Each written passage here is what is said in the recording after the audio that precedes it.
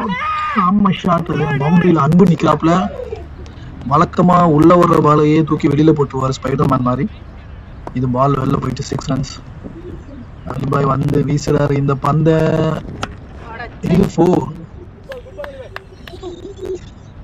இந்த பிச்சை கிரண் இறங்கினாலே 50 அடிக்காம வெளில போக மாட்டாரு. இந்த பால்ல அலிபாய் என்ன பண்றாருன்னு பார்ப்போம்.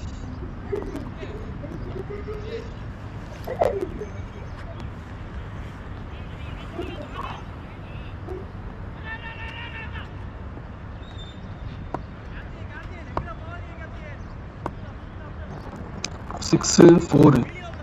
இந்த பால் என்ன ஆகுதுன்னு பார்ப்போம். Keeper catch. அவுட் ஆயிட்டப்ல கிரண். நம்ம கிட்ட இந்த பட்ஜெட் காரணமாக கீப்பரை கவர் பண்ண முடியலமா. தேங்க்யூ.